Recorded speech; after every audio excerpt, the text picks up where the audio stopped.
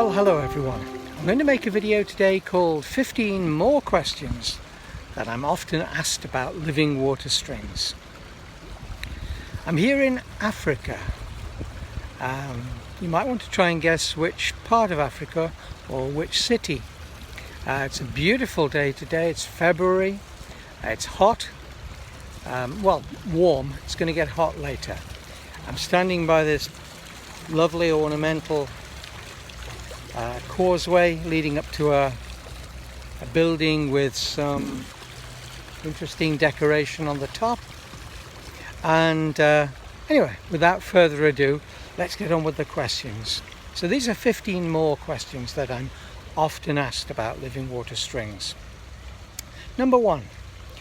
I haven't been playing long and the strings are hurting my fingers. Do you make softer or low tension strings? Well, the answer to that one is yes, I do. But they really are for people who have maybe a problem with gripping with their fingers. Maybe they've got arthritis or something of that sort. Because there's a couple of things to remember. One is that if you're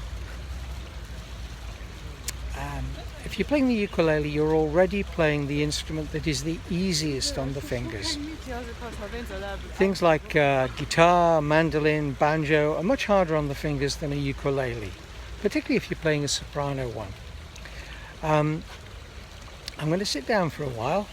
Let's see if this works. There we go. The other thing to remember about using low tension or softer strings is let's go with the low tension first. If you lower the tension, you're going to have to use thinner strings with a thinner diameter. So you are going to lose on both tone and volume.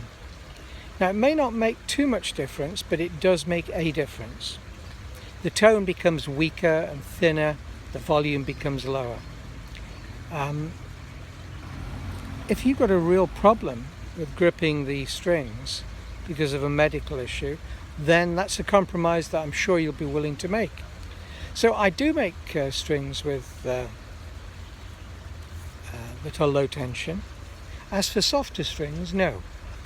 Many people comment that my strings feel soft anyway. That's because they're actually very slippery, and that slipperiness actually gives them the impression that they're soft. They're actually made from a fairly hard material. Fluorocarbon is hard anyway. Pure fluorocarbon is going to be really hard on the fingers if you press on too hard. If you just press on at the normal pressure, there shouldn't really be an issue. So I do make low tension strings for those that want them. They shouldn't really be necessary, but if you do want them, they're there.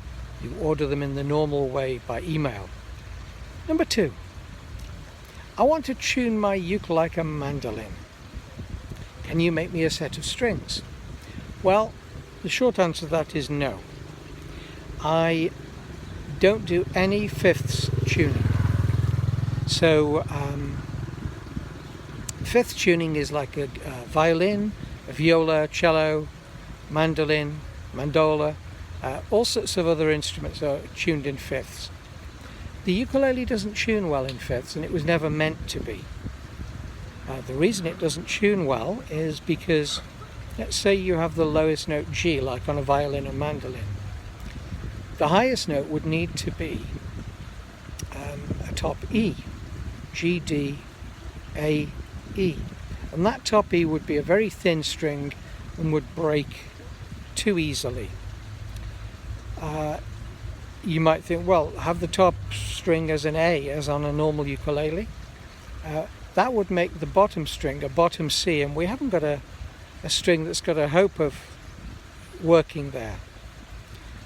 I have done fifth tuning for people who want it somewhere in the middle, but that means that you're using an unconventional tuning. So I can make a set of fifth tuning if you tell me exactly what tuning you want to tune to.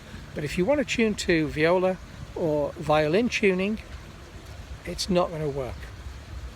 Number 3, I own a ukulele. It could be any instrument here, but ukulele is often mentioned. I think it's because I did a video on two of the ukuleles very early on in the YouTube days. Anyway, here we go. I own a ukulele. Do your strings work on this uke? Well, again, the short answer is yes. My strings work on all ukes. I use my own strings, obviously, on every single uke that I own. That's why initially I started making strings, because I wasn't entirely happy with some of the regular brands. My strings will work on any instrument. You don't have to have a particular set of strings for a particular instrument. And yes, I know I said that in the early days, because I then actually felt that certain strings work better on certain instruments. Now I no longer believe that to be the case. So at the moment I'm in another part of the city. I haven't said which city yet. This is an ornamental lake called part of the Jardin de la Minara. Jardin de la Minara. And it's hot. Anyway, question number 4. Do your strings sound good on a mahogany, koa, maple, bamboo uke? So people will ask me whether my strings sound good on a particular uke made of a particular kind of wood. And I partly answered this in the last question. The answer is they'll sound good on all kinds of ukes. Now, in my opinion, a bamboo uke is not going to sound ever as good as a koa uke of the same sort of quality.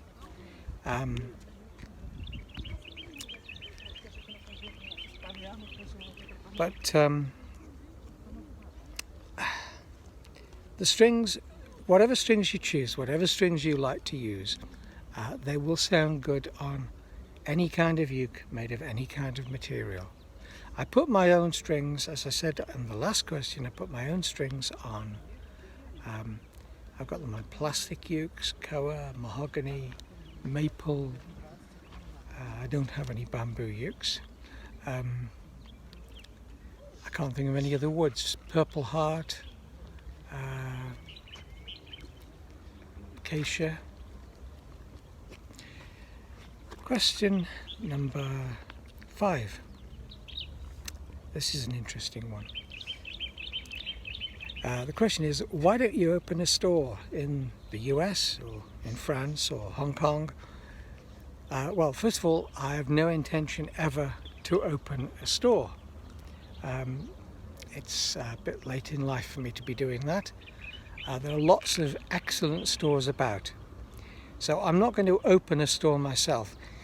I think what the person or persons may mean when they ask that question is, why don't I supply my strings to a store in the US or in France or in Germany or in Hong Kong?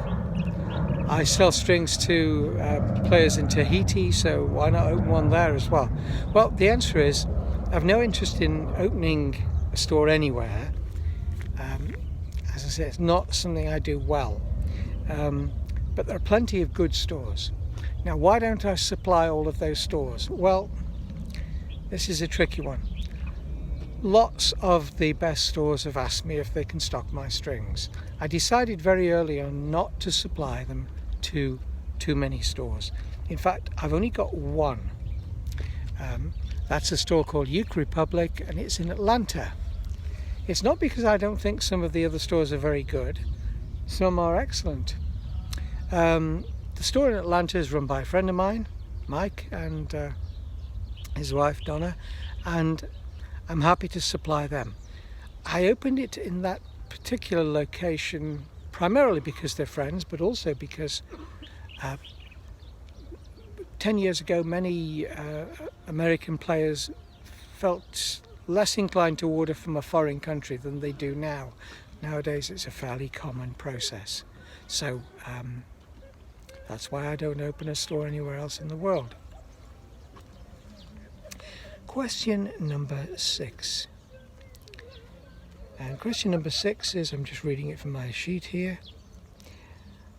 I need my strings for my wife's birthday, or my husband's birthday, my partner's birthday, my son's birthday, whatever. I need them for my partner's birthday. Can you get them to me straight away? No. Even if I lived in the same town, I couldn't get them to you straight away. Things do take time. Now, if you live in England and if you order, in UK, and you order, let's say before 3 o'clock in the afternoon, then yes, you'll probably get them the next day, unless the next day happens to be a Sunday. Or if you order them on if you order them on a Saturday, you will not get them Sunday, you'll get them on Monday. That's normally. At Christmas things go a little bit crazy. If you live in other parts of the world, if you live in most of the countries in Europe, you'll get them fairly quickly, but they will have to go through some kind of vetting by the country's customs, and then they'll have to be sorted and delivered by whoever is their national carrier. So it takes a little bit longer. Strings to Germany, for instance, get there within a few days. It's very, very easy. I will have to say that if I send strings to Italy, they take a long time. If you want strings and you're in another country like Australia or the United States, it may take a little bit longer. Recently, though, they've been taking 5-6 days in some parts of the US, which I think is really excellent. Sometimes, though, if you happen to live in, let's say, the outback of Wyoming, it might take a little longer. It really depends on whether you live close to an airport and whether you live in a centre of population. If it's Australia is very good generally. So is New Zealand. So is many parts of Asia. But the thing to do is very, very simple. Order your strings before you need them, not when you need them. So if you've got a partner whose birthday is 2 months away, then order them. Order them before you need them. You will not get them.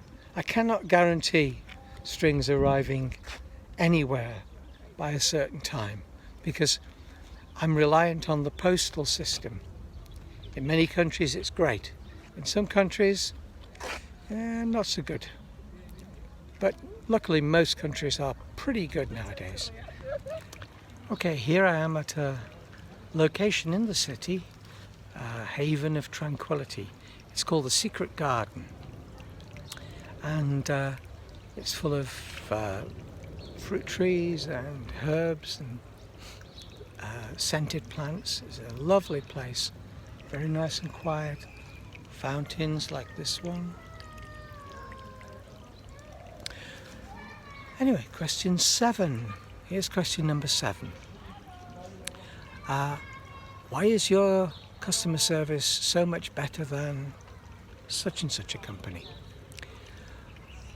The answer to that one is because my company is small. It's not that other companies are particularly bad, it's that they're much bigger. So we're a small company, and that enables me to treat my customers more personally. I actually know many of them, not all of them, because I've now got hundreds of regular customers, but I know some of them. But in any case, I like to give everyone personal service. Question number 8. I love the packaging that you use. How did you think of it? Or how did you find it? Well, I started off by looking at, sorry if I keep glancing around, by the way, there's people all over the place. I started off by looking at other packaging of guitar strings and all of the ukulele strings that were available at the time. And many of them I didn't like very much. Some of them were just plain tacky. Lots of unnecessary colours, so much information that no one ever reads, and you couldn't really see clearly what instrument they were for or what size of ukulele they were for. So I decided that my packaging needed to be classy, but with just black ink on it.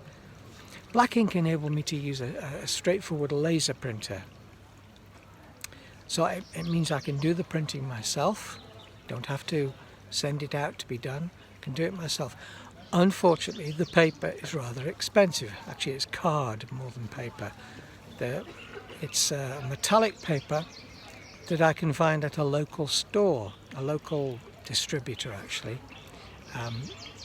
They sell this paper. As I say, it is expensive, but it gives a very classy look.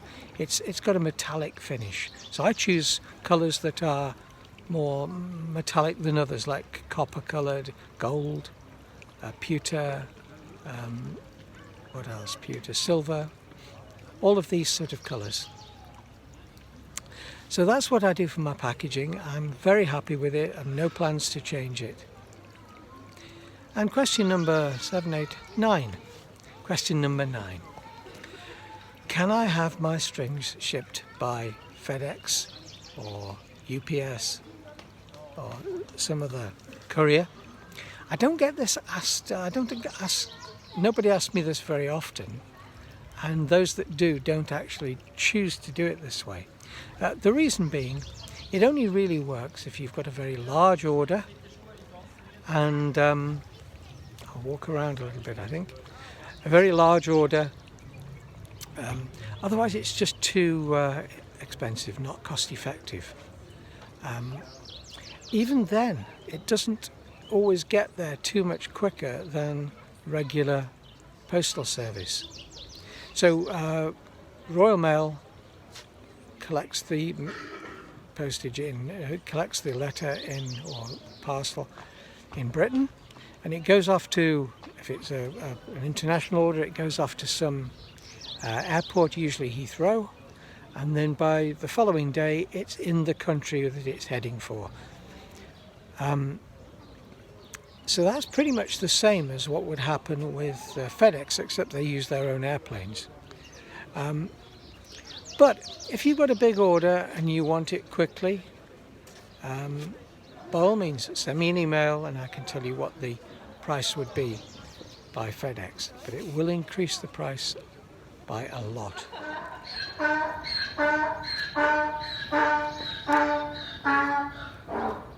Well, that sound you can hear is a donkey,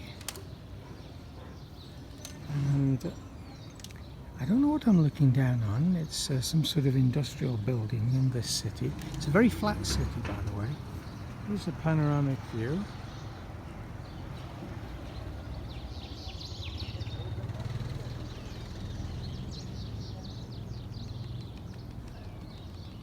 And in case you haven't figured out where I am yet, I'm in the city of Marrakesh in Morocco. I'm actually on the roof of the riad that I've rented, and it's a really beautiful morning, quite chilly in the morning now, but the temperature is going to get up to around about 26, 27 degrees, maybe a bit higher. That's centigrade. No idea what that is in Fahrenheit. I've lost the skill to use Fahrenheit. Actually no, 28 is 82 degrees, which isn't bad for winter time. Now we're on question number 10, and I've got my piece of paper in front of me here. Question number 10. Why don't you make banjo strings or guitar strings or hurdy-gurdy strings or strings for some other instrument? Violin strings, for instance.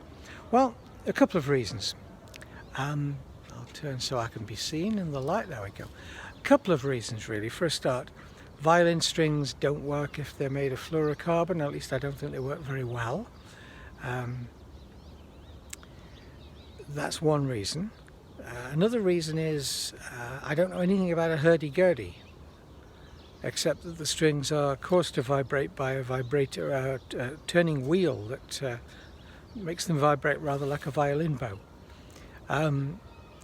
As for more normal strings like guitar strings, the answer to that one is simple. The guitar goes too low for me to be able to use just fluorocarbon strings. As for banjo strings, they're metal strings. I don't do metal strings. The real answer though is that I've started a company that sells ukulele strings, and that's what I want to stick to. So I do get people asking me if I can supply strings for this instrument or that instrument, and I nearly always have to say no. There are a few people who've got a tenor guitar that's got a scale length very similar to a baritone. I just advise them to buy baritone strings. I don't do guitarlele strings either, and the answer to that one is similar to the question about fifths tuning.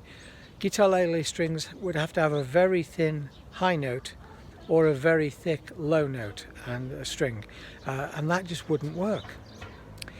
So let's see what question we're on now. We're on question 11. I'll just have a look at it. I use your strings and I want to change all my ukes to low G.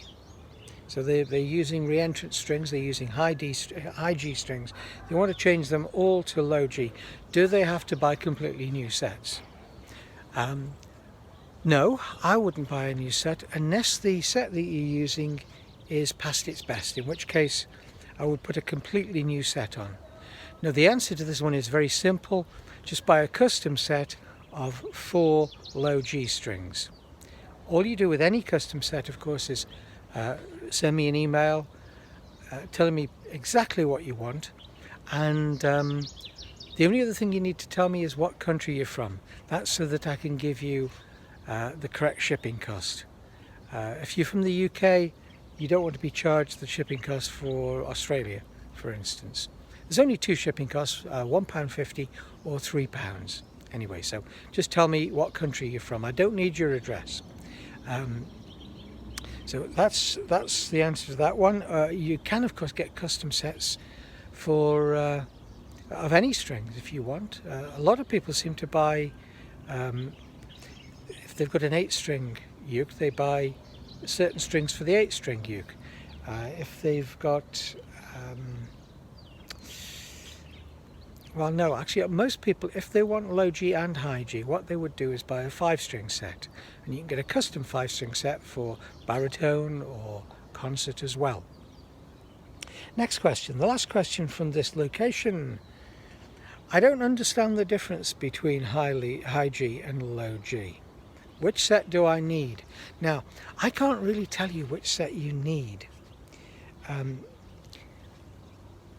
can tell you which set you've been using. If the 4th string, the one nearest your head, is thinner than the 3rd string, then you're using reentrant tuning, high G tuning, or on a baritone it would be high D tuning. If the strings go from thick to thin, then you're using linear tuning or low G tuning. What a lot of people like to do is try both, and I suggested a minute ago you might like to buy a 5-string set if you want to do that, or you might like to go for a year or so doing reentrant tuning and then, or high G tuning, and then turn to low G tuning. It's entirely up to you. But the answer to the question is no, you don't have to buy a completely new set. If the set is fairly recent, I'd just buy the string that you want to replace, the low G or the high G. You can get 4 high G strings as well if you want. That's in a custom spare strings set. Now I'm in the, I think they call it the atrium. It's certainly the middle part of this riad in Marrakesh. It's basically a townhouse. It's quite old, I think.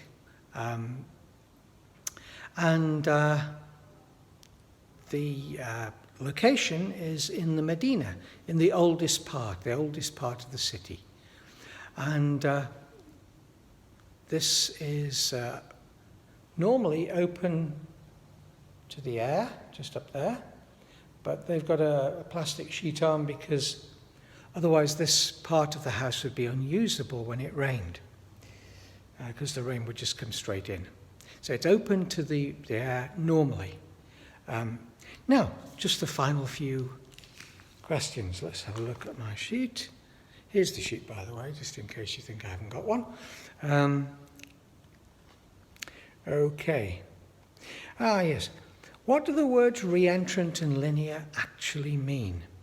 Well, it can refer to the strings on any instrument. For instance, a violin or a normal modern guitar are linear tuning. The strings go from the thickest string at one end of the instrument to the thinnest string, and they get progressively thicker. But a better way of describing that would be to say that it's not really the thickness of the string, because if you use wound strings, which I don't, that can be thinner than a solid string. No, a better way of saying it would be they go from the lowest note to the highest note. Now, that's a linear tuning. So low G tuning, it goes low G, then up to a C, then to an E, and then the top string, which is at the bottom of the instrument, but it's called the top string because it's the highest in pitch. The top string is the last one, and that's nearest the ground, unless you play it upside down. Same would be true of a modern guitar or a cello. Even a piano could be considered that way. So that's linear tuning. Linear just meaning it goes from one to the next step. Reentrant is a bit more difficult to explain, but it's a simple concept. Reentrant is where the strings sort of start again. They re-enter, not at one end, though. So on a ukulele, the reentrant string is the high G. Okay, that's what makes it a reentrant tuned instrument. The high G, and then the lowest string in pitch is the C, then the E, then the A. Now, there are a few other instruments that have this same kind of tuning. Renaissance guitar sometimes had reentrant strings. Perhaps the most obvious one, modern one, would be the five-string banjo.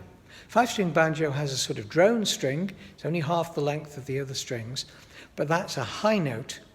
And then we get the normal four strings tuned normally, which would be D, G, B, D.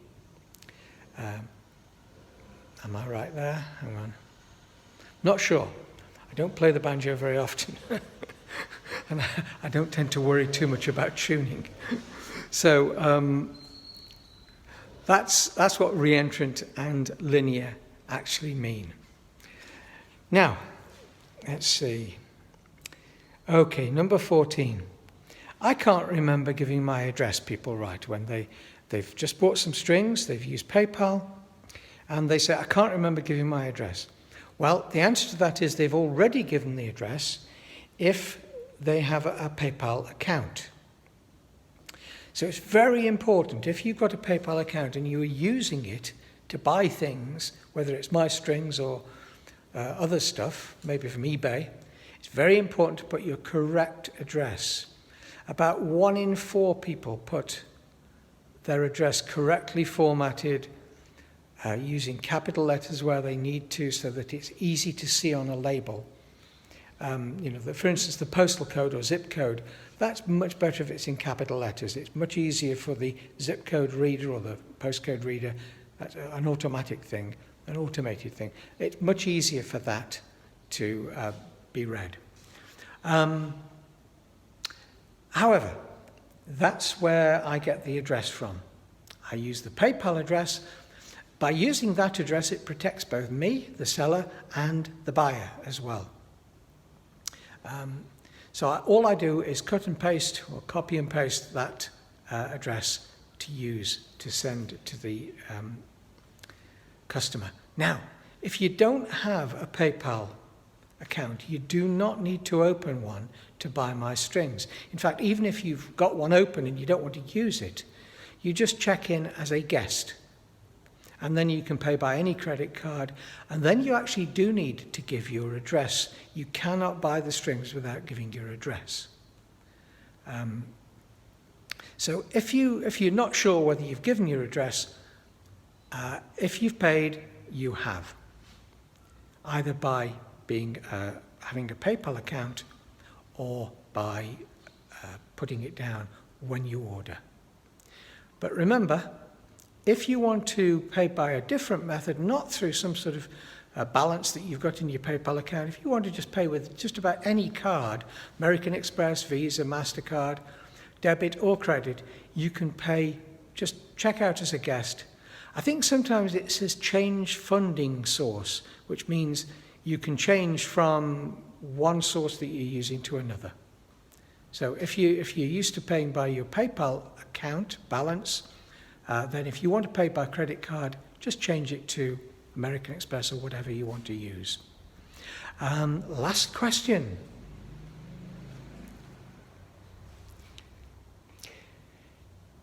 People write to me, do you use Living Water strings or some other brand? Well, no, I use Living Water strings. I only use Living Water strings, even though I have to pay for them myself.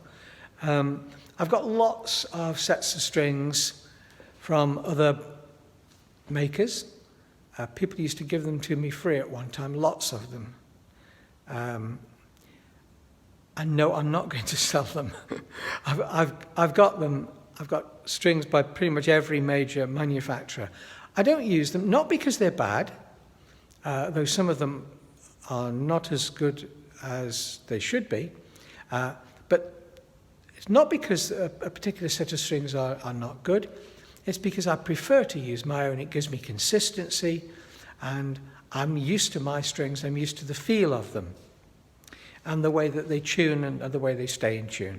So I'm not saying my strings are better than any others. I'm saying I prefer them, as do many, many of my customers.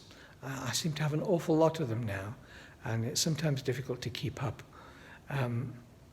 But anyway, I hope you enjoyed those questions. Those are the 15 more questions that I often get asked, and I do get asked a lot of questions by email. And those are the answers to them.